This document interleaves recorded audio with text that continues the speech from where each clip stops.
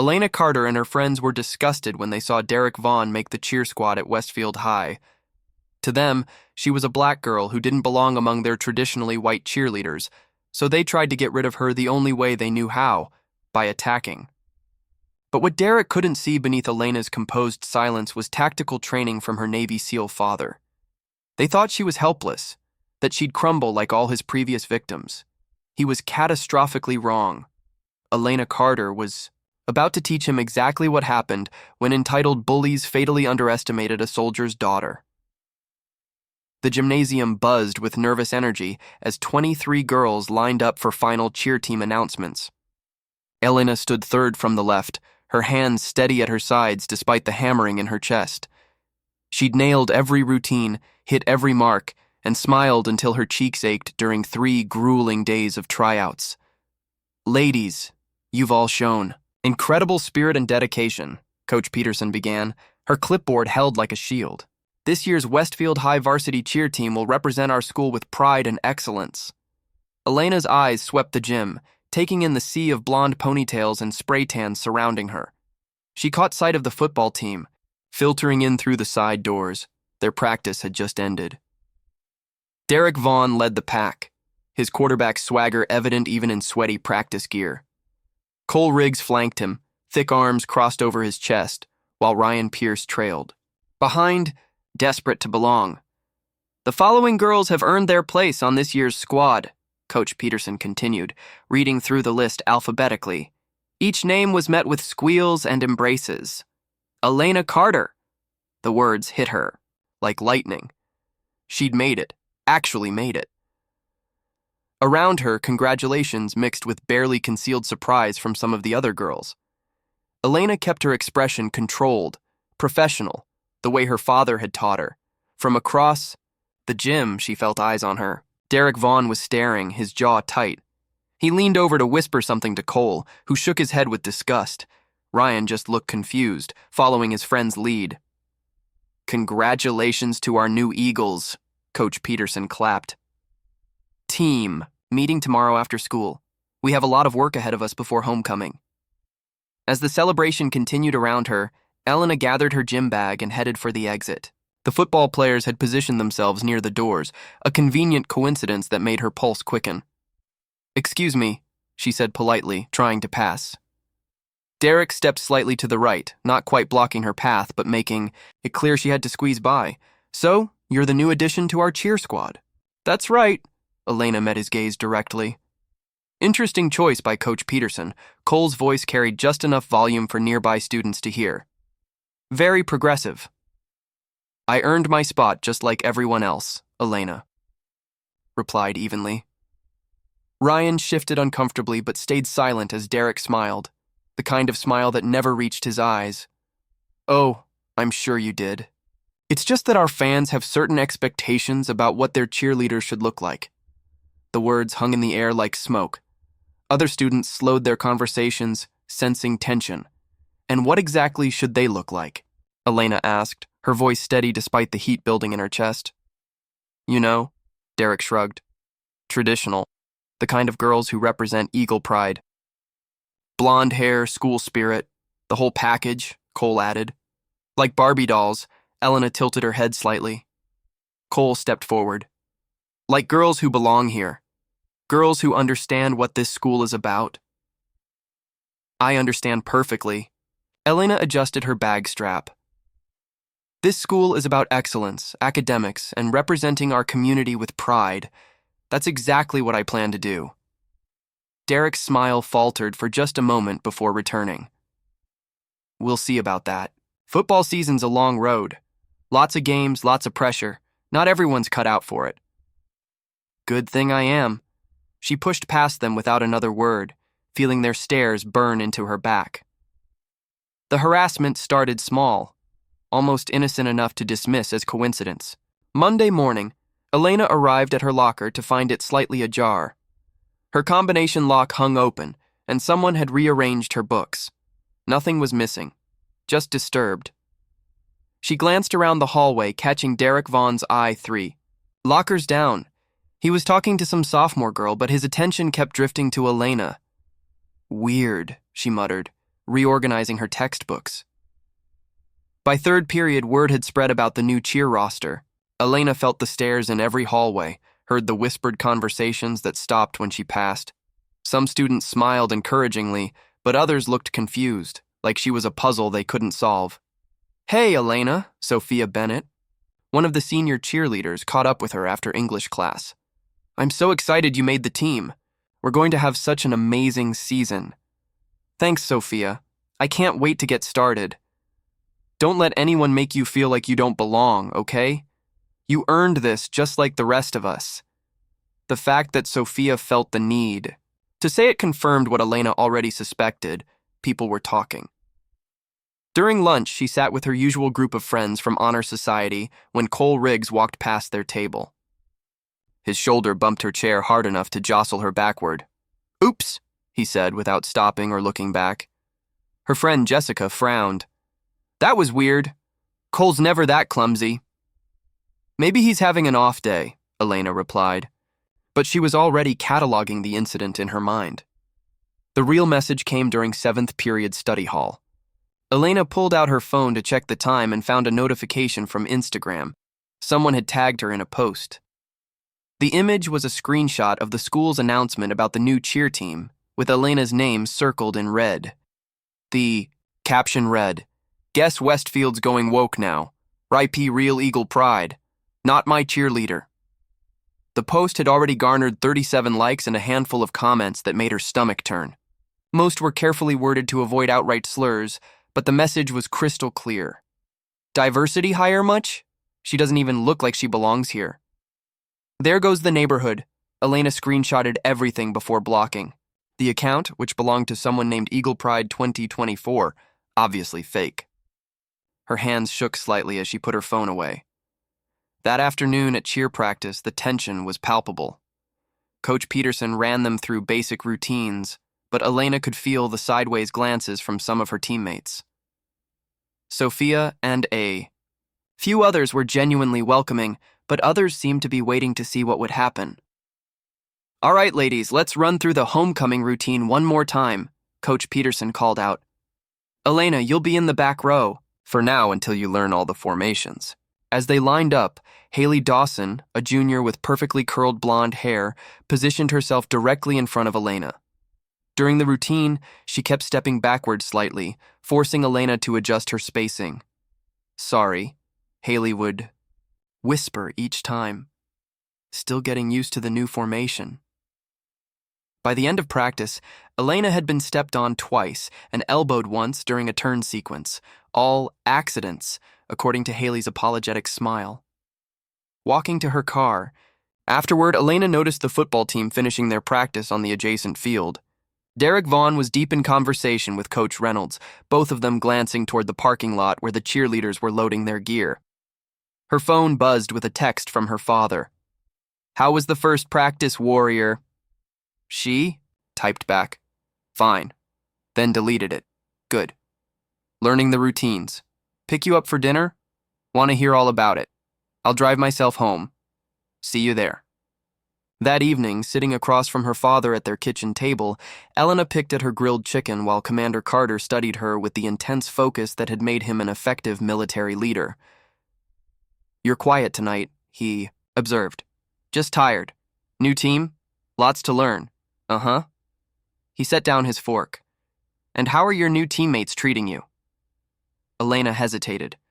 Her father had taught her to be honest about threats, but she also knew his protective instincts. "Most of them are fine. There's always an adjustment period." "What about the ones who aren't fine?" She looked up sharply. "What makes you think I didn't raise you to lie to me?" His voice carried the patience of someone who'd interrogated enemy combatants. "Especially about your safety. What's happening?" She sighed, pulling out her phone to show him the Instagram post. His expression darkened as he read through the comments. "This is just the beginning," he said quietly. "Anonymous posts, accidents at practice, little territorial games. They're testing you, seeing how you'll respond. So what do I do? Document everything. Screenshots, witnesses, times, and dates.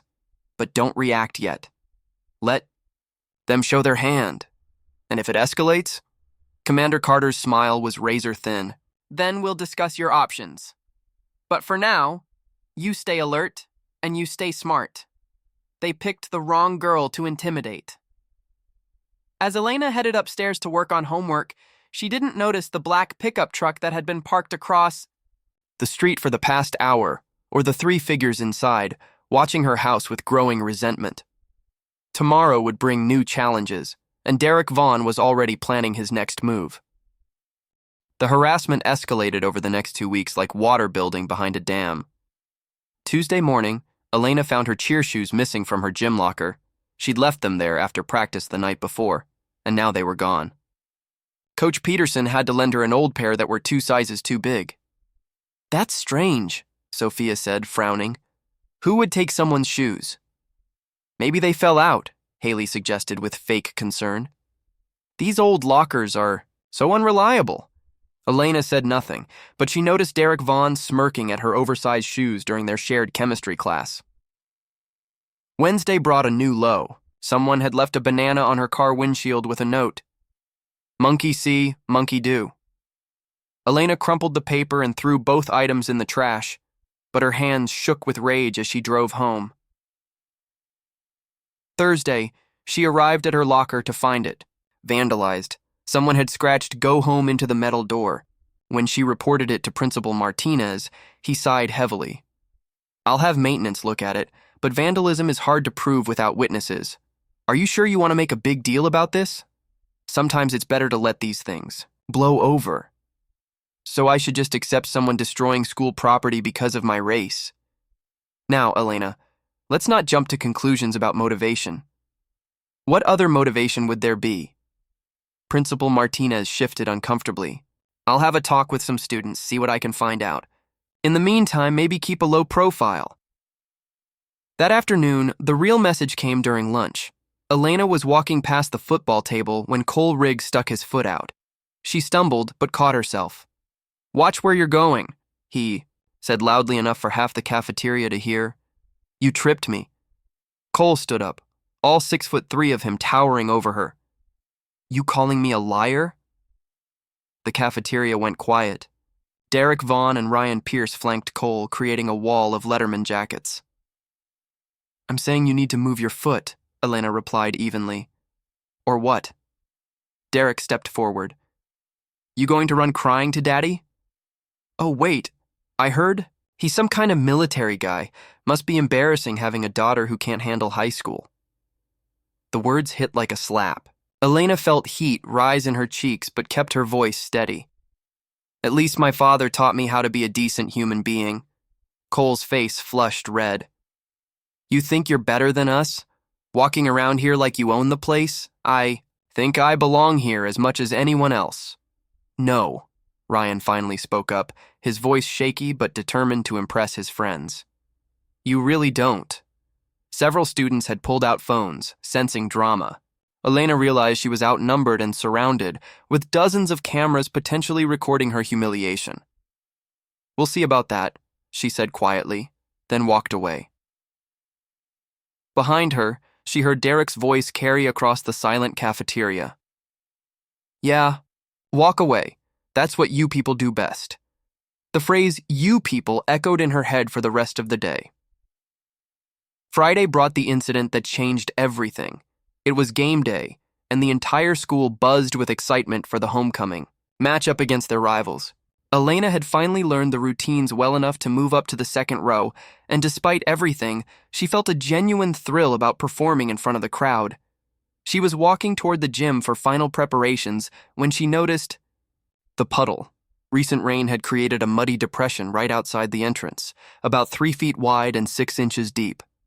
Most students walked around it without thinking. Elena was texting her father about pickup arrangements when she heard footsteps behind her. She looked up just as Derek Vaughn grabbed her left arm. "Hey, new girl, got a message for you." Before she could react, Cole Riggs seized her right arm while Ryan Pierce positioned himself to block the view from the parking lot. "What are you doing?" Elena demanded, trying to pull free. "Teaching you a lesson about knowing your place," Derek snarled. They shoved her backward toward the puddle. Elena tried to dig her heels in, but her sneakers couldn't find purchase on the wet concrete. "Stop it!" she yelled loud enough that several students turned to look. "Oops!" Cole said as they gave her a final push. Elena hit the muddy, water hard, her uniform skirt tearing on a piece of broken concrete hidden beneath the surface. Cold, dirty water soaked through her clothes as she scrambled to get up. The three boys stood over her, no longer bothering to hide their satisfaction. "Looks like you slipped," Derek said loudly. "How clumsy." Several cheerleaders had come. Outside, drawn by the commotion, Sophia gasped and rushed forward. "Oh my God, Elena, are you okay?" "I'm fine," Elena managed, but her voice cracked. Mud streaked her face and arms, and her torn uniform exposed her dignity along with her skin. Haley Dawson pulled out her phone. "This is so going on Instagram." Epic fail. "Don't you dare!" Sophia snapped, but Elena knew it was too late. By tonight, half the school would see her humiliation. The football players were already walking away, high-fiving each other like they'd just scored a touchdown. "Nice uniform," Cole called over his shoulder. "Really brings out your eyes." Derek laughed. "Maybe now you'll think twice about where you belong."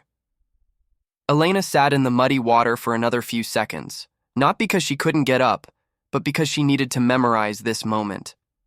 The feeling of cold mud seeping through, her clothes, the sound of their laughter, the taste of humiliation in her mouth. Most importantly, the absolute certainty that this could never happen again. Sophia helped her to her feet, offering tissues and apologies, but Elena barely heard her. She was thinking about her father's voice. Sometimes you have to create your own justice when the system fails you. Tonight, she would tell him everything, and tomorrow, the real fight would begin. Elena sat in her car in the school parking lot for 20 minutes after the game, still wearing her muddy, torn uniform. The Eagles had won 28-14, and she could die. Hear celebration echoes from the fieldhouse, but the victory felt hollow. She'd watched the entire game from the sidelines in a borrowed uniform that hung loose on her frame, a constant reminder of her humiliation. Her phone buzzed with texts, some supportive from Sophia and her Honor Society friends, others sharing links to social media posts that made her stomach turn. The video of her being shoved into the puddle had already been shared 43 times, with captions like, "Diversity hire gets reality check," and "When keeping it real goes wrong." Finally, she drove home. Commander Carter was waiting, in the kitchen when she walked through the door, still in her stained uniform. He took one look at her and set down his coffee mug with deliberate precision. "What happened?" Elena had planned to ease into the conversation, maybe start with the minor incidents and work up to today, but seeing her father's controlled expression, the same look he'd worn when briefing his SEAL team before dangerous missions, she found herself telling him everything at once. "3 football players have been harassing me since I made the team. Derek Vaughn, Cole Riggs, and Ryan Pierce. It started with comments about how I don't belong, then missing shoes, vandalized locker, social media posts. Today they shoved me into a mud puddle in front of half the cheer squad and tore my uniform." Her father listened without interruption, his face growing progressively darker. When she finished, silence stretched between them for several heartbeats. "Show me the social media posts," he said quietly. Elena handed over her phone. Commander Carter scrolled through the comments, his jaw tightening with each swipe. "And the school's response? Principal Martinez told me to keep a low profile and let it blow over." Something dangerous flickered in her father's eyes. "Did he now?" "Dad, I know what you're thinking, that you want to go to the school and handle this yourself. But that'll just make things worse for me. They'll say I can't fight my own battles." Commander Carter studied his daughter with new respect. "You're right, but this can't continue." "I know. That's why I need you to teach me." "Teach you what?" Elena met his gaze directly. "Everything. How to defend myself. How to fight back. How to make sure this never happens again." Her father was quiet for a long moment, weighing her words. "Physical confrontation should always be the last resort, Elena. Once you cross that line..." "They already crossed it," she cut in. "They put their hands on me today." "Fair, Point. He leaned back in his chair. But there are other ways to handle bullies, strategic ways that leave them no room to claim victimhood. What do you mean? I mean you're David Carter's daughter. You're smarter than those boys. You're more disciplined. And you have something they don't. What's that? Patience. And a father who spent 20 years learning how to neutralize threats. His smile was cold as winter steel. Tell me everything you know about them. Their schedules, their habits, their weaknesses. We're going to plan this like a military operation. Meanwhile, across town at Derek Vaughn's house, the 3 football players were celebrating their victory in more ways than one. Did you see her face when she hit that water? Ryan laughed, taking another drink from his stolen beer. Priceless. The best part was watching her try to act tough afterward, Cole added, like she wasn't completely humiliated. Derek sat back in his gaming chair, feeling satisfied. That should send the message. She doesn't belong here, and we're not going to pretend she does. Think she'll quit the team? Ryan asked hopefully. Nah, Cole shook his head. Girls like her are stubborn. She'll probably double down, try to prove something. Then we'll have to get more creative, Derek said. Can't have her thinking she can just ignore us. What if she tells someone? Like her parents or whatever? Ryan's voice carried a note of worry. Cole snorted. Tell them. What? That she's clumsy and fell in a puddle? We didn't do anything wrong. Just 3 guys walking to practice who happened to be near when she tripped. Exactly, Derek agreed. And even if she tries to make something of it, who's going to believe her over us?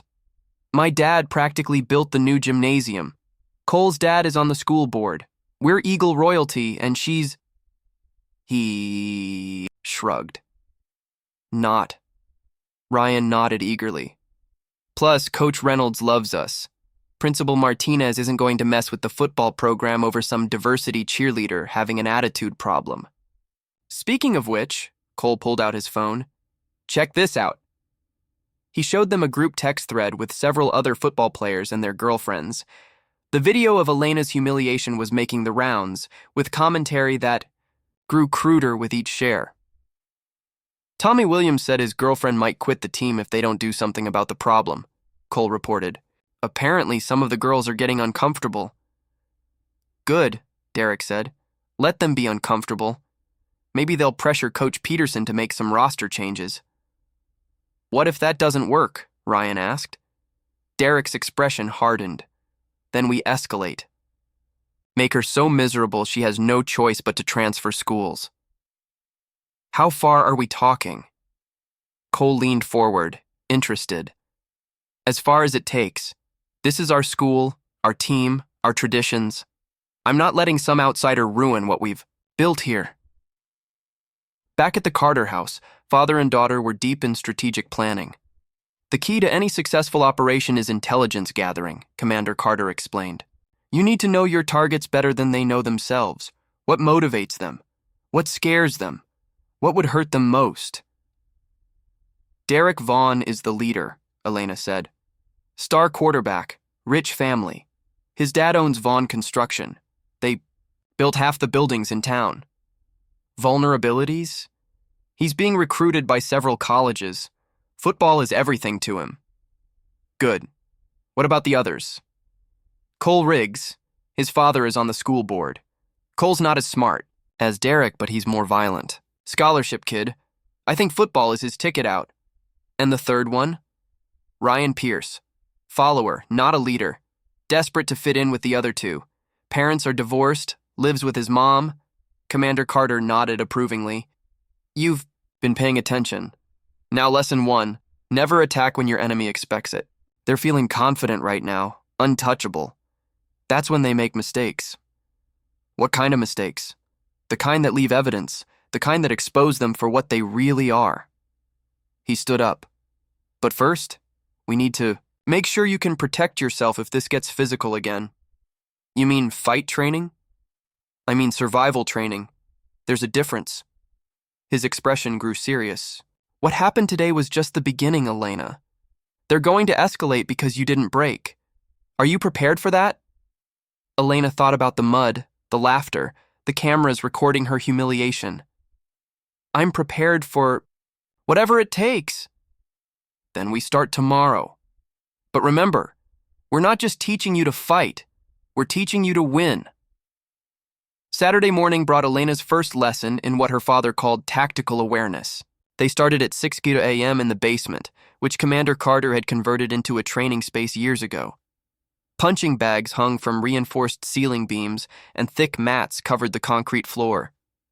Forget everything you think you know about fighting, he began, circling her slowly. Movies, TV shows, video games, they're all garbage. Real combat is about efficiency, not entertainment. What do you mean? I mean, you don't waste energy on fancy moves or dramatic gestures. You identify the threat, neutralize it, and get out. 3 seconds or less. He moved behind a punching bag, demonstrating throat strike to crush the windpipe, knee to the solar plexus to drop them, heel stomp to break the instep so they can't chase you. Elena watched, memorizing the movements. But before any of that, you observe. You learn their patterns, their weaknesses, their blind spots. Sun Tzu said, "The supreme excellence is to subdue the enemy without fighting." So I study them first. You study everything. Where they go, when they go. There, who they talk to, what they care about. Information is power, and power is leverage. They spent the next hour drilling basic defensive moves, how to break a grab, how to create distance, how to strike effectively despite her smaller size. Elena's muscles burned, but she pushed through the discomfort. Your advantage isn't strength, her father explained. It's speed, intelligence, and the element of surprise. They expect you to be a victim. Use that assumption against them. By 8 a.m., Elena was exhausted, but energized. Her father handed her a water bottle and a notebook. Your homework starts now. I want detailed intelligence on all 3 targets. Where they park, what routes they take between classes, who they spend time with, everything. How do I do? That without being obvious? Commander Carter smiled. You learn to be invisible. Watch from a distance. Listen to conversations. Become part of the background. Like a spy. Exactly like a spy. Monday morning, Elena began her reconnaissance mission. She arrived at school 30 minutes early, positioning herself in the library with a clear view of the student parking lot. Derek Vaughn pulled up in his black Dodge Challenger at exactly 7:47 a.m., parking in the same spot near the gym entrance. Cole Riggs arrived 3 minutes later in a beat-up Ford truck, parking 2 rows back. Ryan Pierce came last, dropped off by his mother in a silver Honda Civic. During lunch, she sat with her back to the football table but used her phone's camera to record their conversation patterns. Derek dominated most discussions. Cole provided aggressive commentary. Ryan mostly laughed at inappropriate moments. Between classes, she mapped their routes. Derek took the long way to avoid crowds. Cole cut through the arts hallway, where teachers rarely patrolled. Ryan followed whichever friend was closest. After 3 days of observation, she had 15 pages of notes. Excellent work, her father said that evening, reviewing her intelligence. Now, what have you learned about their vulnerabilities? Derek's entire identity is built around football and his reputation. He's being recruited by State University and Alabama. Cole's family has money problems. I heard him arguing with his girlfriend about not being able to afford homecoming dinner. And Ryan, he's just desperate to belong somewhere. Good. Now, what would hurt each of them most? Elena considered this. Derek would be devastated if his college prospects disappeared. Cole needs his scholarship, or he can't afford college at all. Ryan would crumble if the other 2 rejected him. And how might their college prospects disappear? If they got in serious trouble, like arrested. Trouble. Commander Carter nodded approvingly. Or if evidence surfaced of behavior that college recruiters find unacceptable. What kind of evidence? That depends on what they're hiding. Everyone has secrets, Elena. The trick is finding them. Meanwhile, the 3 boys grew bolder in their harassment, convinced that Elena's continued presence meant she was weak. They began planning something bigger than mud puddles and stolen shoes. Friday afternoon, Elena waited in the parking lot after school, positioned behind a van with a clear view of Derek's Challenger. Most students had left, but football practice wouldn't start for another 30 minutes. Perfect timing. Derek's truck sat alone in the premium parking spots reserved for senior athletes. Elena had watched him for a week and knew his routine. He always went to the weight room before practice, leaving his truck unlocked because nobody would be stupid enough to mess with it. She approached casually, as if walking to her own car parked 3 rows away. When she was sure no one was watching, she quickly opened the passenger door of the Challenger. The truck's interior smelled like expensive cologne and arrogance. Elena slipped the prescription bottle under the passenger seat, positioning it so it would be visible to anyone who looked but not immediately obvious. The loose pills went into the center console, scattered among spare change and old receipts. Her hands shook as she closed the door and walked away. 2 hours later, during football practice, an anonymous tip was called into the school's drug hotline. The caller reported suspicious activity around Derek Vaughn's vehicle and suggested someone should investigate before the student drove home under the influence. Principal Martinez and the school resource officer, Deputy Collins, approached. Derek, during practice. Vaughn, we need to search your vehicle. What? Why? Derek's confidence faltered for the first time since Elena had known him. Anonymous tip about drug activity. Probably nothing, but we have to check. Derek's teammates gathered around, drawn by the commotion. Coach Reynolds jogged over, from the other end of the field. What's the problem here? Just a routine search, Coach. Should only take a few minutes. But it didn't take a few minutes. Deputy Collins found the prescription bottle almost immediately, and the loose pills in the console sealed Derek's fate. Whose prescription is this? The deputy asked, holding up the bottle with the obscured label. I don't know. I've never seen that before in my life. Derek's voice cracked with panic. You're saying someone planted drugs in your unlocked truck? Yes. I mean, maybe. I don't know how they got there. Principal Martinez sighed heavily. Derek, this is serious. These appear to be controlled substances. I'm not using drugs. Ask anyone. Test me right now. That's not the issue. Possession is possession, regardless of whether you consumed them. Coach Reynolds stepped forward. Now hold on, Principal Martinez. Derek's one of our best players. There has to be some mistake. Coach, I have to follow protocol. Derek, I'm suspending you pending investigation. Deputy Collins will handle the legal aspects. The color drained from Derek's face. Suspended? But we have playoffs coming up. College scouts are coming to watch. Should have thought about that before bringing these to school, Deputy Collins said, placing the evidence in a plastic bag. This is insane. Someone's setting me up. Who would do that? Principal Martinez asked. Derek's eyes darted around the circle of faces surrounding him. His teammates, his coaches, school officials. For the first time, he looked genuinely frightened. I don't know. But this isn't mine. From the bleachers, where she was stretching with the cheer squad, Elena watched the scene unfold. Sophia leaned over. What do you think is happening? Looks like Derek's in trouble, Elena replied, keeping her voice neutral. Drug trouble, from what I can hear. That's crazy. Derek doesn't seem like the type. You never really know people, Elena said quietly. Across the field, Derek was being led away from practice in handcuffs. Cole Riggs and Ryan Pierce watched in stunned silence as their leader was placed in the back of a police cruiser. This is messed up, Cole muttered. Derek doesn't do that stuff. Maybe someone really did plant them, Ryan said nervously. Who would do that? Ryan's eyes found Elena on the sidelines. She was going through cheer motions with the rest of the squad, seemingly oblivious to the drama unfolding on the football field. I don't know, he said slowly. But Derek made a lot of enemies lately. That evening, the local news reported the arrest of a star high school quarterback on possession charges.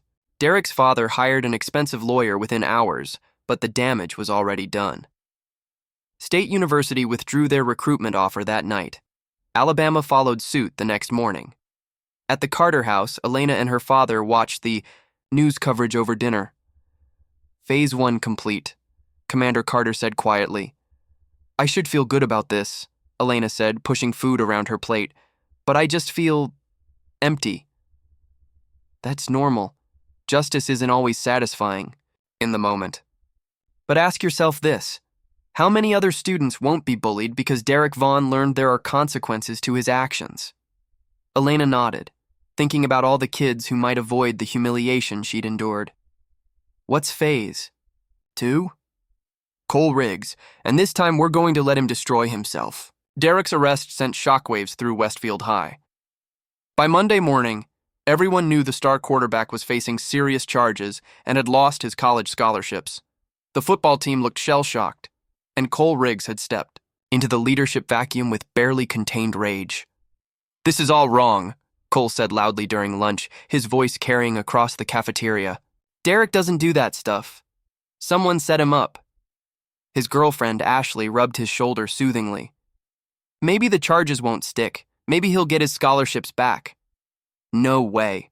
Colleges don't take chances on players with drug records." Cole's fist clenched around his sandwich. "Someone destroyed his life, and I'm going to find out who." Elena sat 3 tables away, eating quietly while listening to every word. She could feel Cole's eyes scanning the cafeteria, looking for suspects, for someone to blame. That afternoon, Commander Carter reviewed the intelligence files on Cole Riggs. "Family's struggling financially," he noted. "Father works construction, mother's a part-time secretary. Cole needs that football scholarship, or he's looking at community college and student loans." "So we target his scholarship chances too?" Her father nodded grimly. "But Cole's different from Derek. He's not entitled, he's desperate, and desperate people are more dangerous." "What do you mean?" "I mean Cole's the type who will escalate to violence when cornered. We need to be very careful how we handle this." He pulled out a small vaping device and several small bags. "Your intelligence gathering paid off. Cole's been selling vapes to underclassmen behind the gym." Elena stared at the evidence. "How did you—" "I followed him yesterday after school. Watched him make 3 sales to freshman students, $50 each for devices that cost him $20 online." "So he's already breaking the law?" "Exactly. We don't need to plant evidence this time. We just need to make sure the right people find out what he's already doing." Elena felt conflicted. "Dad, what if this ruins his whole future? His family really needs that scholarship money." Commander Carter's expression grew serious. "Elena, this is the hardest part of any operation, questioning whether your actions are justified. But remember what Cole did to you. Remember how he laughed when you were covered in mud. I know, but... And remember that he's been selling nicotine to 14-year-olds for profit. Cole Riggs made his choices long before we got involved." That evening, Elena wrestled with the decision. She thought about Cole's desperation, his family's financial struggles, the way he'd looked when Derek was arrested. But then she remembered his hands grabbing her arms. His voice saying, "You people," the sound of his laughter as she sat in that mud puddle. Tuesday afternoon, she made her choice. During Cole's usual selling time behind the gym, Elena positioned herself in the nearby art building with her phone camera ready. She watched Cole complete 2 transactions with freshman boys, clearly exchanging money for vaping devices. She recorded everything. Wednesday morning, she anonymously submitted the video to Principal Martinez's office, along with screenshots, showing Cole's Venmo transactions with timestamps that matched the video evidence. The confrontation happened during third period chemistry. Principal Martinez and Deputy Collins pulled Cole out of class, and 20 minutes later they were searching his locker. They found 12 vaping devices, small bags of nicotine pods, and nearly $300 in cash wrapped in a rubber band. Cole's protests echoed down the hallway. "This is a setup. Someone's targeting our team. Mr. Riggs, we have video evidence of you selling these devices to minors," Principal Martinez replied firmly. "This isn't a setup. This is you being held accountable. You don't understand. My family needs. Your family needed you to make better choices. You're suspended pending expulsion hearings. The police will handle the criminal charges for distributing nicotine products to minors." By lunch, word had spread throughout the school. Cole Riggs, the linebacker being recruited by 3 state universities, was facing criminal charges and expulsion. Ashley found Elena at her locker after school. Did you hear about Cole? Yeah. It's all over school. Pretty shocking. He's saying someone set him up, that someone's targeting the football players. Ashley studied Elena's face carefully. You wouldn't know anything about that, would you? Elena met her gaze steadily. Why would I know anything about Cole's illegal business? I don't know. It's just weird timing, with Derek getting arrested and now this. Maybe they're just not as perfect as everyone thought they were. Ashley's expression hardened. Cole's going to lose everything because of this. The words hit Elena harder than she expected. She thought about Cole's desperate face, his family's financial struggles, the ripple effects of her actions. That's really sad, she said quietly. But Cole made his own choices. As Ashley walked away, Elena felt the weight of what she'd done. Justice, her father had said, wasn't always satisfying. Sometimes it just felt heavy. But there was still one more target to handle, and Ryan Pierce was already starting to crack under the pressure.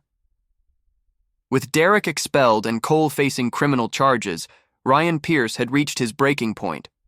Tuesday evening, he made the calls that would change everything. We need to meet, he told Derek over the phone. All three of us. I figured out who's been doing this to us. Doing what to us? Derek's voice was bitter from his house arrest. Come on, Derek. You really think it's a coincidence that we all got busted right after we messed with that black cheerleader? There was silence on the other end. You think she's behind this? I know she is. Think about it. First, you get arrested for drugs right after we pushed her in the mud. Then Cole gets caught selling vapes. Someone's been watching us, gathering evidence, and that's impossible. She's just some high school girl. Is she? You ever notice how she never fights back? How she just takes everything we do with that calm look on her face, like she's planning something? Another long pause. Meet me at Cole's house in an hour. I'll figure out how to get there without my parents knowing. An hour later, the three boys sat in Cole's garage, their usual swagger replaced by a mixture of fear and rage. This is insane, Cole said after Ryan laid out his theory. You're saying some cheerleader masterminded our downfall? I'm saying someone did, and she's the only person with motive, Ryan replied. Think about it. Who else would want to destroy us? Derek leaned forward, his expression dark. Even if you're right, what are we supposed to do about it? I'm under house arrest. Cole's facing charges, and you're about to be expelled. That's exactly why we need to handle this, Ryan said, his voice gaining confidence as desperation made him bold. If she's been playing games with us, then it's time to show her what happens when you mess with the wrong people. What are you talking about? Cole asked. I'm talking about ending this. We find her, corner her somewhere private, and get some answers. And then what? Derek's voice was dangerously quiet. Ryan's eyes glittered with malice. Then we make sure she understands that some battles aren't worth fighting. Cole nodded slowly. I like it. She wants to play dirty? Let's show her how dirty we can get. This is our chance to take back control, Ryan continued, feeding off their growing anger. She thinks she's smart, thinks she can destroy our lives and get away with it? Time to teach her that actions have consequences. Derek pulled out his phone. First, we need to know where she lives. Can't corner her at school with all the cameras and witnesses. How do we find that out? Easy. School directory has everyone's addresses for emergency contacts. Cole grabbed his laptop. My mom still has access to the parent portal from when she was PTA treasurer. 20 minutes later, they had what they needed. 1247 Maple Street, a quiet residential neighborhood about 15 minutes from school. Perfect, Derek said, studying the address on Google Street View. Looks like a normal suburban house? Probably no security cameras, nice and isolated. He stood up, his fists clenched. This ends tonight. She thinks she can ruin our lives and just walk away? Time to show her what real consequences look like. What if she calls the police? Ryan asked, suddenly nervous. She won't get the chance, Derek replied coldly. We do this quick and clean. Get our answers, make our point, and leave. What if her parents wake up? Cole wondered. Then we improvise. But one way. or another, this stops tonight. The three boys spent the next hour planning their confrontation, driven by desperation and the dangerous logic of cornered animals. Remember, Derek said as they prepared to leave, we're not there to hurt her. We're there to get the truth and make sure she knows the price of crossing us, right? Right, Cole agreed. Just a conversation. A very serious conversation. Ryan nodded, trying to convince himself they weren't about to do something they'd all regret. The ambush Elena had developed a routine of evening walks around her neighborhood, partly for exercise, partly to clear her head after the stress of the past few weeks. Her father had encouraged it, saying that maintaining normal activities was important for psychological health during operations. Wednesday evening at 8:30 p.m., she set out on her usual route through the quiet suburban streets. The sun had set an hour ago, and most families were settling in for the night. Streetlights cast long shadows between the houses, and the only sounds were distant television shows and the occasional car passing on the main road. She was 3 blocks from home, walking past Riverside Park, when she heard the car engine slow down behind her. Elena's training kicked in immediately. She didn't turn around but used her peripheral vision and the reflection in a parked car's window to assess the threat. A dark pickup truck was crawling along the curb, matching her pace. Her father's voice echoed in her mind. When you're being followed, never let them choose the location of confrontation. Either lose them or force the encounter on your terms. The park offered too many hiding spots and no witnesses. Better to stay on the street, where porch lights and potential help were nearby. She picked up her pace slightly, heading toward the next intersection where she could turn back toward home. The truck's doors slammed shut behind her. "Hey, Elena!" She recognized Derek's voice immediately. Her pulse spiked, but she kept walking, pulling out her phone to call her father. "Don't even think about it." Cole's voice came from her right side. He'd circled around through the park and was now blocking her path to the intersection. Ryan appeared from behind a parked car on her left, completing the triangle. They'd planned this ambush carefully. "We need to talk," Derek said, approaching from behind. "And this time, Daddy's not here to protect you." Elena stopped walking and turned to face them, keeping all 3 in her line of sight. The nearest house was 50 yards away, and the porch light was off. No witnesses. "What do you want?" she asked, her voice steady despite the adrenaline flooding her system. "We want answers," Derek replied, stepping closer. "We know you're behind everything that's happened to us." "I don't know what you're talking about. Stop lying." Cole's face was flushed with anger. "First, Derek gets busted for drugs right after we teach you a lesson. Then I get caught selling vapes. You think we're stupid? I think you got yourselves in trouble and need someone to blame." Ryan's voice shook with fear and anger. "You destroyed their lives. Derek lost his scholarships. Cole's facing charges. What did we ever do to deserve this?" "Actions have consequences," Elena replied calmly. "Maybe you should have thought about that before you put your hands on me." The words hit like a slap. Derek's expression darkened with recognition. "So you admit it. You've been planning this whole thing." "I admit that bullies eventually face justice, one way or another." Cole took another step forward, his fists clenched. "Justice? You think ruining our futures is justice for some stupid prank?" "Stupid prank?" Elena's calm facade cracked slightly. "You humiliated me in front of half the school. You tore my uniform. You made me feel powerless and afraid." "Good," Derek snarled. "Maybe now you understand how we feel. The difference is, you chose to be bullies. I chose to fight back." "Well, congratulations," Cole said. "You won. We're all screwed. Happy now?" "Not yet." The admission hung in the air like a challenge. Derek's eyes narrowed. Dangerously, "What else do you want from us? I want you to understand that there are people in this world you can't intimidate. People who won't be victims just because you think they should be." Ryan stepped forward, his face twisted with desperation. "We get it, okay? You're tough. You're smart. You beat us. Can we just call it even now?" "Even?" Elena's voice rose slightly. "You think this is even? You 3 against 1 girl cornering me in the dark like cowards?" "We're not cowards!" Cole exploded, lunging toward her. Elena was ready. She sidestepped Cole's charge and drove her elbow into his ribs as he passed. He stumbled, gasping, and she immediately pivoted to face Derek, who was rushing her from behind. Her father's training took over completely. Strike fast, strike hard, create distance. Derek reached for her, but Elena ducked under his arms and drove her fist into his solar plexus.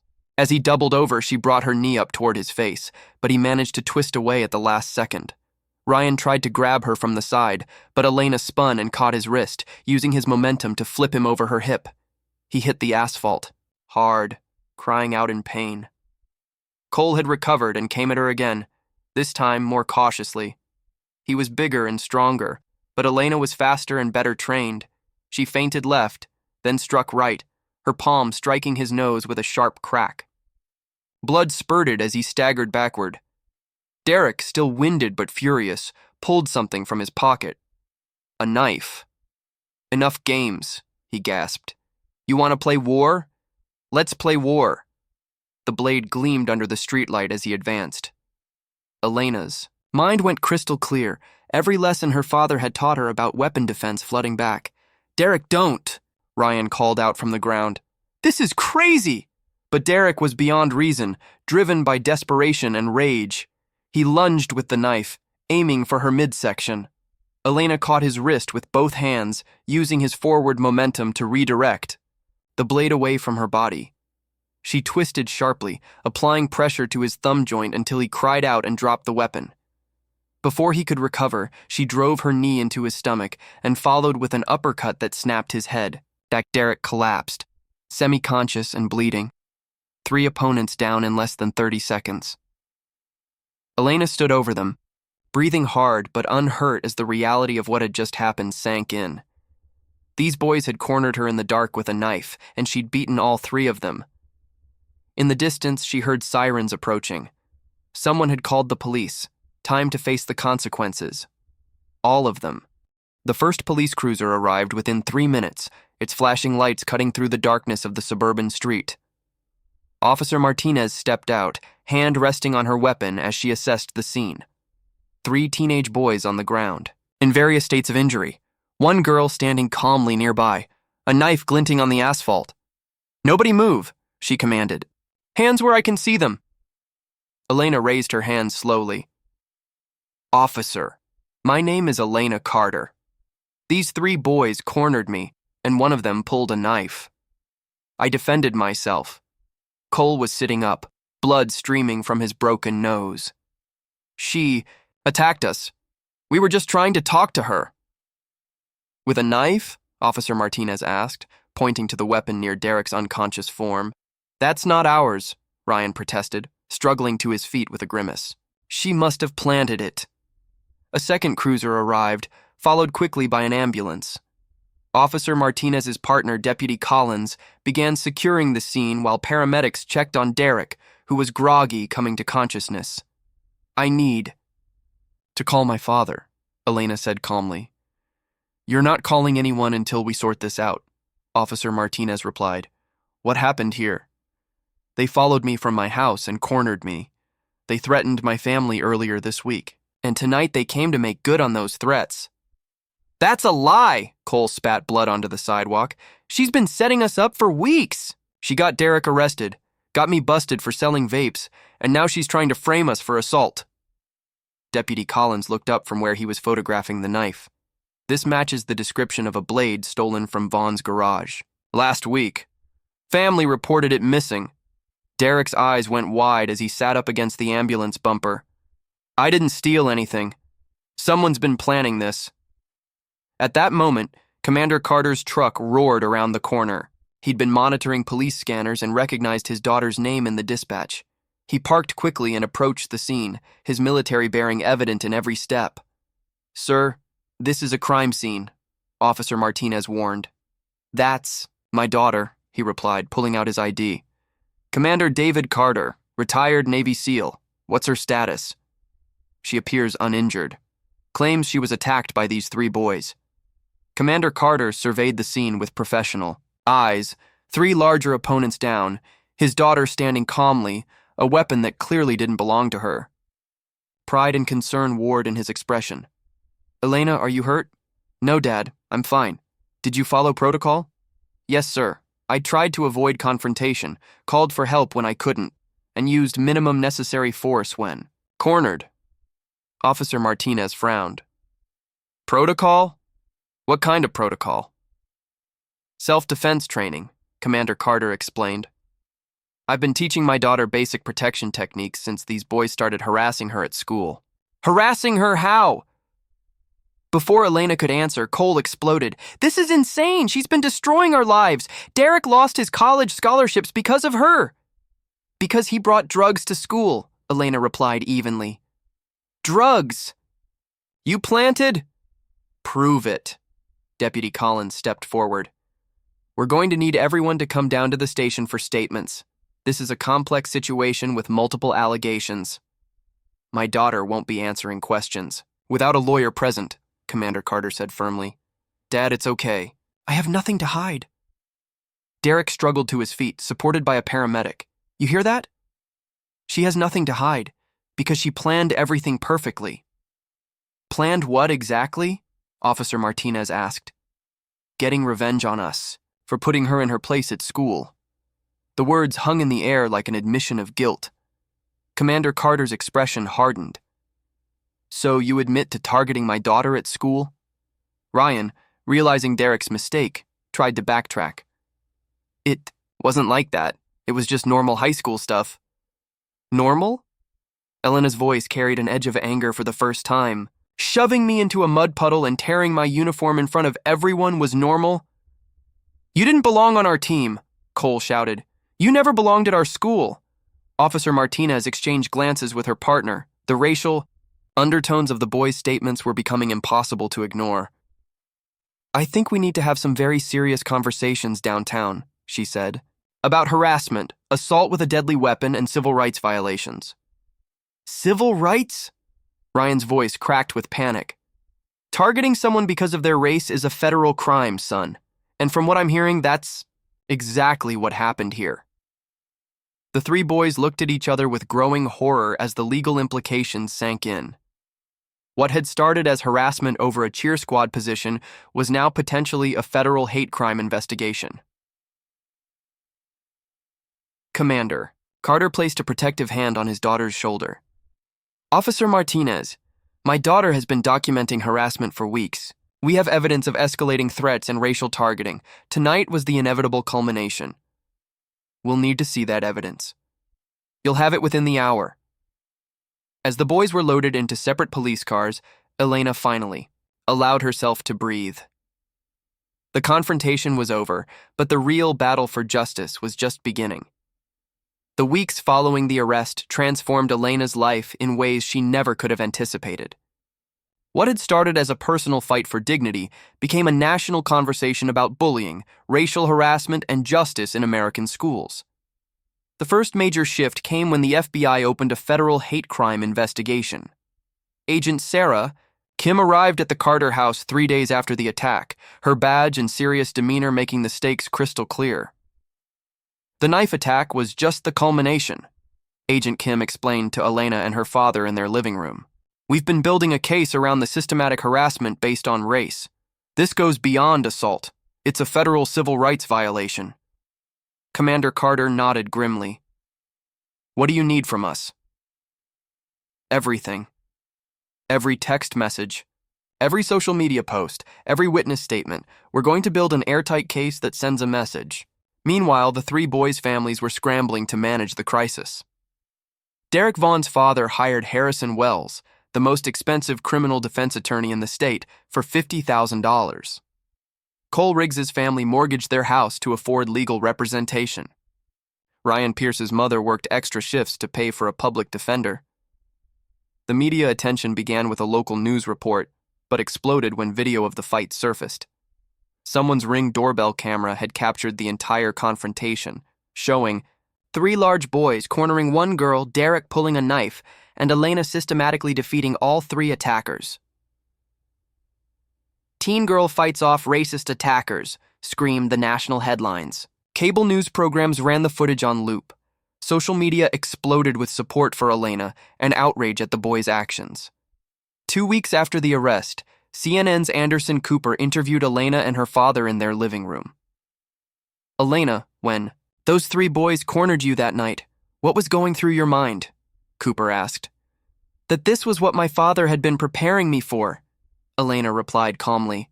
Not the fight itself, but the moment when I had to choose between being a victim or standing up for myself. Commander Carter, you taught your daughter to fight. Do you have any regrets about that? David Carter's expression was steel. My only regret is that it was necessary, but I'd rather have a daughter who can defend herself than one who suffers in silence.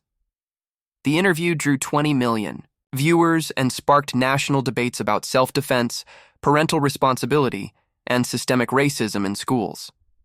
Back in Westfield, the community was deeply divided. Many residents supported Elena and praised her courage. Others believed the boys were being unfairly prosecuted for typical teenage behavior.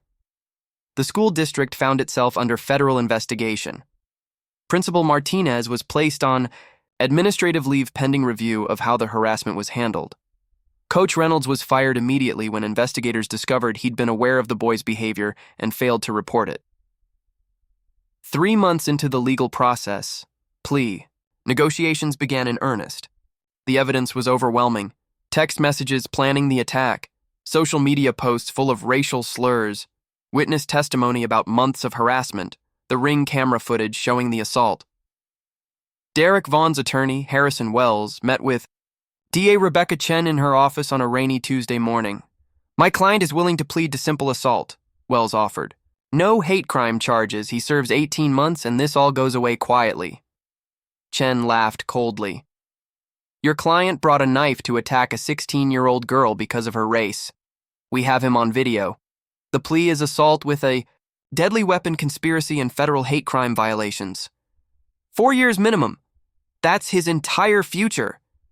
He should have considered that before he decided to terrorize a child. Wells tried a different approach. What if he makes a public apology? Shows remorse? Has he shown remorse? Wells was quiet for a long moment. He's struggling with the situation. Agent Kim intercepted his jailhouse calls yesterday. He called Miss Carter the N-word 6 times and promised to finish the job when he gets out. Does that sound like remorse to you? The attorney's face fell. His client's case had just become hopeless. Similar conversations played out with Cole and Ryan's lawyers. Cole's communications were full of violent fantasies about revenge. Only Ryan showed genuine remorse, writing letters of apology and participating in racial sensitivity counseling. The Bullies community pressure intensified as the trial date approached. Westfield High's football program was suspended for the season. The school board held emergency meetings about new anti-harassment policies. Property values in the district began declining as families considered moving away from the negative publicity. Derek Vaughn's family felt the economic impact most severely. Vaughn Construction lost 3 major contracts when clients refused to work with the company. Derek's mother, who had worked as a real estate agent, found clients unwilling to be represented by the mother of that racist boy. Cole Riggs's father was laid off from his construction job when the company decided his association with the case was bad for business. His mother increased her hours at the diner, but the family was facing bankruptcy. Ryan Pierce's divorced. Mother struggled most of all. As a hospital worker, she faced constant questions and judgment from colleagues. Several of Ryan's extended family members cut off contact, ashamed to be associated with the case. The boys themselves were held in separate facilities to prevent coordination of their stories. Derek, housed in the county adult lockup due to the weapons charge, quickly gained a reputation for his racist attitude and frequent disciplinary problems. Cole, in the juvenile facility, spent most of his time in protective custody after several fights with other inmates who had seen the news. Coverage Ryan, also in juvenile detention, participated in counseling programs and wrote dozens of letters of apology that his lawyer hoped might influence sentencing. 6 months after the attack, the media attention had created a documentary deal, book offers, and speaking engagement requests for Elena. She turned them all down. focusing instead on her grades and her new role as student body president, a position she won in a landslide election. The plea agreements were finalized in February. Derek would plead guilty to all charges in exchange for a recommended sentence of 4 years. Cole would accept 3 years for his role as primary enforcer. Ryan, with his cooperation and demonstrated remorse, would plead to 18 months in juvenile detention. The final court session took place on a cold March morning. The courthouse was surrounded by protesters, some supporting Elena and demanding justice, others claiming the boys were being unfairly punished. Media trucks lined the street for blocks. Inside, Judge Patricia Reynolds reviewed the case file one final time before the packed courtroom. She had served on the bench for 30 years, handling everything from white-collar fraud to murder cases, but the Westfield High hate crime case had drawn more attention than anything in her career. We're here for the sentencing of defendants, Vaughn, Riggs, and Pierce, who have pled guilty to charges of assault, conspiracy, and federal hate crime violations, she announced. Elena sat beside Chen, wearing a simple blue dress her mother had bought for the occasion. Behind her, Commander Carter watched with military bearing, flanked by supporters from the school and community. Sophia Bennett and several other cheerleaders had driven down to show support. Across the aisle, the 3 boys sat with their attorneys, their families filling the rows behind them. Derek's parents looked aged by stress and public humiliation. Cole's family appeared financially and emotionally drained. Ryan's mother wept quietly, having already lost her son to the justice. System DA Chen rose to deliver her final arguments. Your Honor, this case represents more than teenage bullying gone wrong. The defendants engaged in a systematic campaign of racial harassment that culminated in a premeditated assault with a deadly weapon. The evidence shows months of planning, coordination, and escalating violence, driven by hatred. She opened a thick folder. Text messages between the defendants referred to Miss Carter as that N-word cheerleader and discuss various ways to get rid of her. Social media posts show them encouraging others to harass her. Witness testimony confirms they made her life miserable for months before the final attack. Harrison Wells, Derek's attorney, attempted damage control. Your Honor, my clients were confused, angry teenagers who made poor choices. They've already lost their college opportunities, their futures, their reputations. They've learned their lesson through consequences. Have they? Chen countered, pulling out transcripts. Yesterday, we intercepted jailhouse communications, where Mr. Vaughn refers to the victim using racial slurs and promises to finish what we started upon release. Mr. Riggs has made similar statements about getting revenge. The courtroom murmured with disgust. Derek's father visibly sagged in his chair, realizing his son had just sealed his own fate. Judge Reynolds studied the documents with growing displeasure. Mr. Vaughn, stand up. Derek rose shakily, his orange jumpsuit a stark contrast to the expensive varsity jacket he'd once worn with pride. In 30 years on this bench, I've seen many young people make mistakes and learn from them. But what you and your co-defendants did goes far beyond teenage error. You targeted a fellow student because of her race, escalated that harassment over months, and ultimately attacked her with a deadly weapon while making threats against her family. Wells tried to interrupt. Your Honor, if I may address... You may not. Judge Reynolds' voice cut like steel. Mr. Vaughn, you were the ringleader of this conspiracy. You planned the attack, brought the weapon, and led the assault. Your recent communications show no remorse, only continued racial hatred and threats of violence. Derek's legs seemed to give out slightly. Please, Your Honor, I made a mistake. Multiple mistakes over months with calculated malicious intent and clear racial animus. She consulted her sentencing guidelines. I sentence you to 4 years in state prison, followed by 3 years of supervised probation with mandatory racial sensitivity counseling. You are permanently banned from all Westfield School District properties and prohibited from contacting the victim or her family. Derek's mother burst into sobs behind him. His father sat stone-faced, staring at the complete destruction of his son's future and his family's reputation. Mr. Riggs, stand up. Cole rose, his hands visibly trembling. His family couldn't afford an attorney like Derek's, and his public defender looked overwhelmed by the federal attention. You were an active participant in this conspiracy.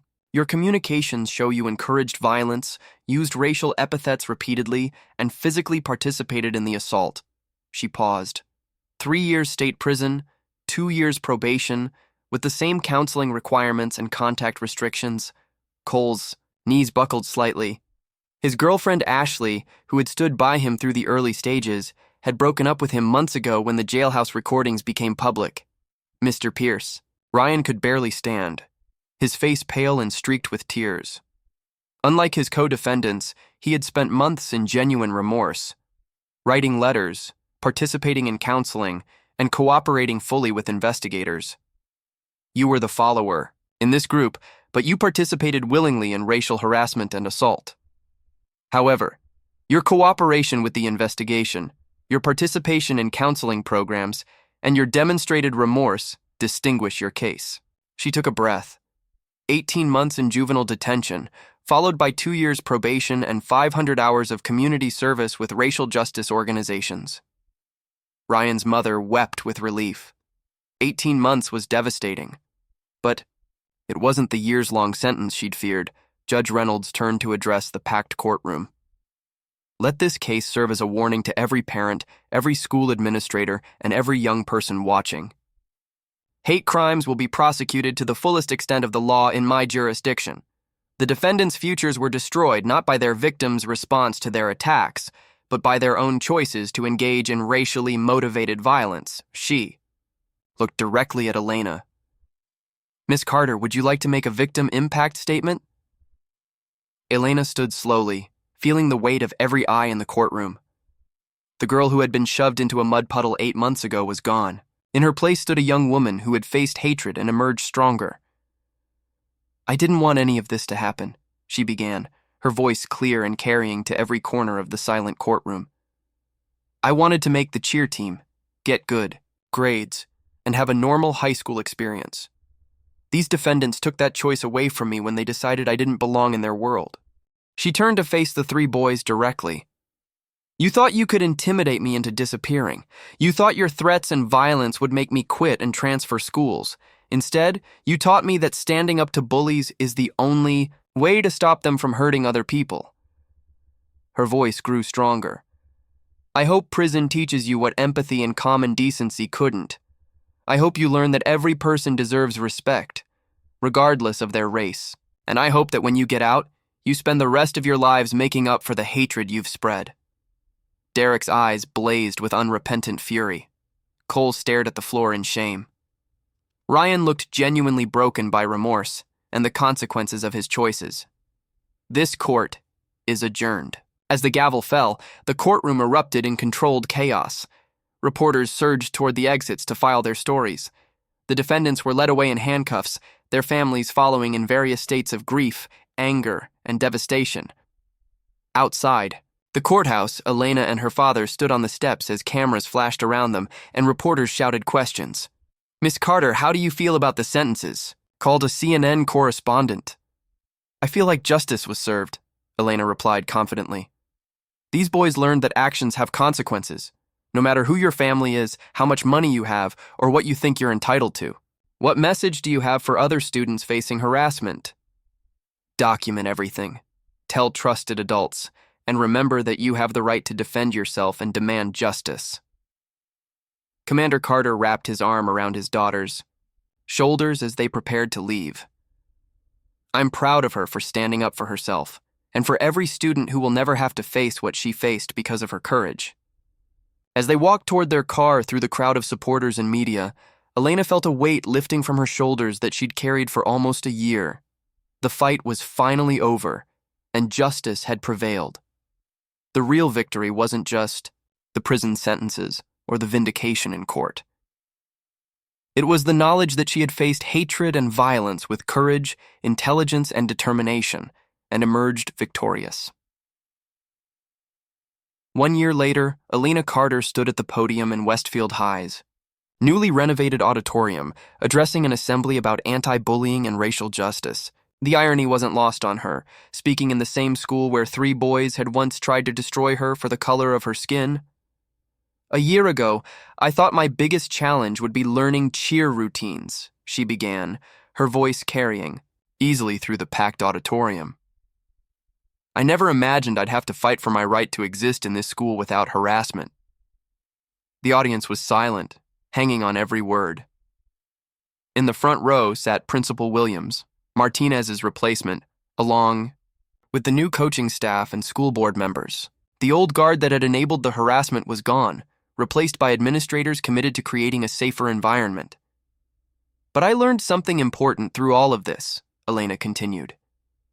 Bullies only have the power you give them. When you stand up for yourself and demand justice, they lose that power. After the assembly, Sophia Bennett found Elena in the hallway. Now team captain, Sophia had helped transform the cheerleading program into one focused on inclusivity and school spirit rather than social hierarchy. That was amazing, Sophia said, beaming. Did you see how quiet everyone got when you talked about the knife? They needed to hear it, Elena replied. Some people still think what happened to you was just boys being boys.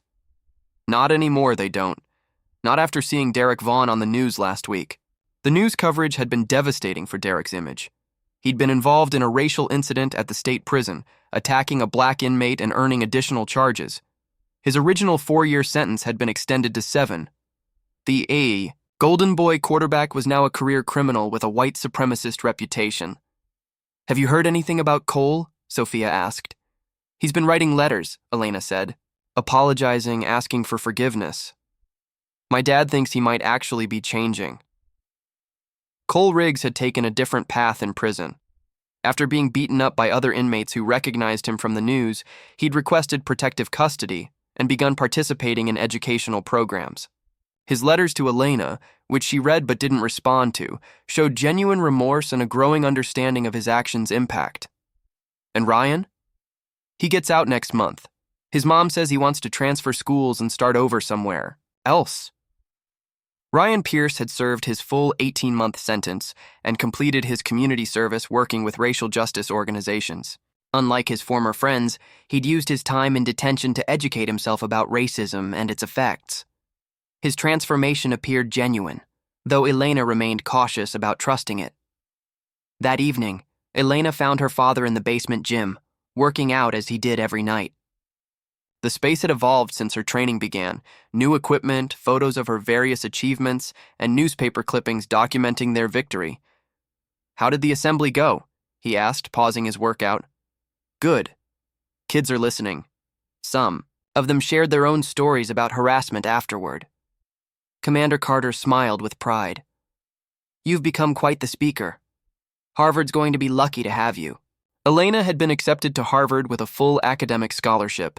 Her essay about overcoming racial harassment and standing up for justice impressing the admissions committee.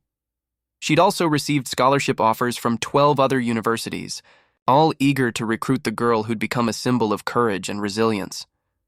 I keep thinking about what you said that first night, she reflected, about creating your own justice when the system fails. Do you regret any of it? Elena considered the question seriously. The past year had been difficult. Death threats from white supremacist groups, constant media attention, the stress of testimony and court proceedings. But it had also brought unexpected rewards, friendship with students who admired her courage, respect from adults who'd watched her handle adversity with grace, and the knowledge that she'd helped create real change. No, she said finally. I regret that it was necessary, but I don't regret fighting back. Her phone buzzed with a text from her guidance counselor. News crew here wants interview about new anti-harassment policies. Interested? Another interview request, she told her father. You don't have to keep doing them, you know. You've already changed things here. I know, but maybe one more student will see it and realize they don't have to accept being treated badly. The changes at Westfield High had been comprehensive. The new administration had implemented zero-tolerance harassment policies, mandatory diversity training for all staff, anonymous reporting systems for students. The football program had been rebuilt from scratch with coaches who prioritize character over wins. The cheerleading squad now actively recruited from all demographics and focused on supporting the entire student body. Most significantly, the school district had hired Dr. Angela Foster, a nationally recognized expert on racial equity in education, as Director of Student Safety and Inclusion. Her first initiative was creating peer mediation programs and restorative justice circles for addressing conflicts before they escalated. 2 weeks later, Elena received an unexpected visitor. Ryan Pierce stood nervously on her front porch, accompanied by his mother and a social worker. He looked different, thinner, more mature, with eyes that held genuine remorse rather than the desperate fear she remembered from the trial. "Elena, I don't expect you to forgive me," he began, his voice shaking slightly. "I just wanted you to know that I understand now how wrong we were, how much we hurt you." She studied him carefully, seeing none of the arrogance or hatred that had driven him to participate in her harassment. Prison and counseling had changed him, but she remained cautious. "What do you want from me, Ryan?" "Nothing. I just wanted to take responsibility for what I did and tell you I'm sorry. Really sorry." His mother stepped forward. "I'm sorry too, Elena. I failed to raise my son with the values he needed. I'm ashamed of what he did to you." The social worker nodded encouragingly. "Ryan has completed extensive counseling and community service. He wants to dedicate his life to preventing what happened to you from happening to other students." "I'm transferring to Lincoln High," Ryan continued, "starting fresh. But I wanted to make sure you knew that I understand now what we did was evil, and you had every right to fight back." Elena looked at this broken boy who had once helped destroy her uniform and humiliate her in front of her peers. She felt no satisfaction in his downfall, only a tired acknowledgement that justice sometimes looked like this. Messy, incomplete, but real. "I hope you've really learned from this, Ryan. I hope you spend the rest of your life making sure other kids never face what I faced." "I will. I promise." As they left, Elena felt a strange sense of closure. Not forgiveness, that would take much longer if it ever came at all, but recognition that people could change, even after committing terrible acts. Standing in her doorway, watching Ryan Pierce walk away from her life forever, Elena reflected on the journey that had brought her here. A year ago, she'd been a girl trying to fit into a hostile environment. Now, she was a young woman who'd proven that justice was possible. Even when it seemed impossible, she'd fought for her place in the world and won. More importantly, she'd made that place a little safer for everyone who came after her. The battle was over, the victory was complete, and Elena Carter was ready for whatever challenges lay ahead.